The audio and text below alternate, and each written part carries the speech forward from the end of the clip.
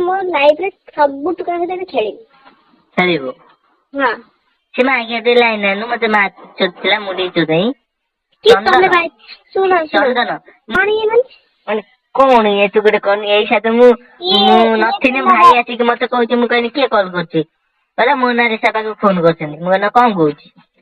ମୁଁ କହିଲି ମୋ ବିଷୟରେ କିଛି କହୁଛି ଭାଇ ସେଠୁ କହିଲା ନା ଶୁଣ ଇଏ ଯୋଉ ପିଲା ୟାଙ୍କ ଘର ହଉଛି ଇଏ ଭାଇ ନୁହଁ ୟାଙ୍କ ଘର ହଉଛି ଆଳି ମୋ ପିଇସି ଦିଅର ତ ତା ସହିତ କୋଉ ଜାଗା ପିଇସି ଘର ପାଖରେ ବଡାଙ୍କୁ ମା ଆଜ୍ଞାକୁ କହ ବଡାଙ୍କୁ ରହିବ ମୁଁ ବଡାଙ୍କ ପିଲାଙ୍କୁ ପଠଉଛି କହ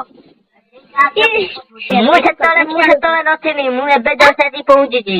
ସେତେବେଳେ ମୁଁ ନଥିଲି ମୁଁ ତତେ ଆସିକି ପଚାରିନି କିଏ ମୋ ନାଁ ଫୋନ କରିଛି ମୁଁ ସେଇଥିପାଇଁ ଆସିକି ହ୍ୟାଲୋ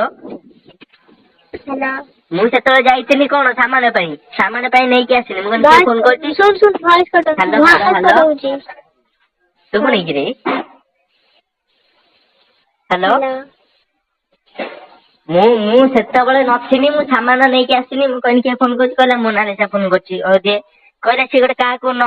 ମୁଁ କହିଲି ନମ୍ବର କାହା କିଏ ଦେଇଥିଲା ମତେ ସେ କହୁନାହାନ୍ତି ନା ସିଏ କହୁଛି ମତେ ଭଲ ପାଇବ କି ନାହିଁ ମୁଁ ଜଣକୁ ଭଲ ପାଉଛି ସେ ଜଣକୁ ଭଲ ପାଉଛି କିଏ ସେ ଏଇ ଯିଏ କଲ୍ କରିଥିଲା ନା ପିଇସିର ଦିଅର ହବ ଆଉ ସିଏ କଣ କହୁଛି ତମେ ଆଇକିନା ହଁ ମୁଁ ତାଙ୍କୁ କହିଥିଲି ମୁଁ କହିଲି ଆଉ ଏମିତି ନମ୍ବର ଇଏ ଆଙ୍କର ସହିତ ମୁଁ କଥା ହୁଏ ରାତିରେ ଫାତିରେ ମୁଁ ସବୁବେଳେ କଥା ହୁଏ ତାଙ୍କ ସହିତ କଥା ହୁଏ ତାପରେ ଏଇଟା ମତେ ସିଏ କଲ୍ କରିଥିଲେ ତାପରେ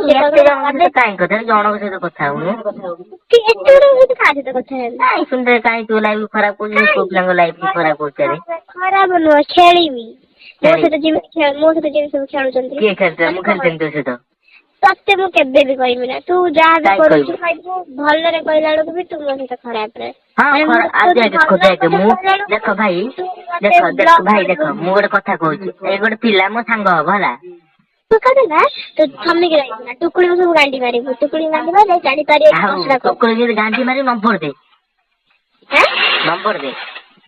ନମ୍ବର ଦେବେ ଆଉ ଟୁକୁଳି କୋଉ ଗାଣ୍ଡି ଇନଷ୍ଟାଗ୍ରାମରେ ଅଛନ୍ତି ବ୍ଲକ କରିବି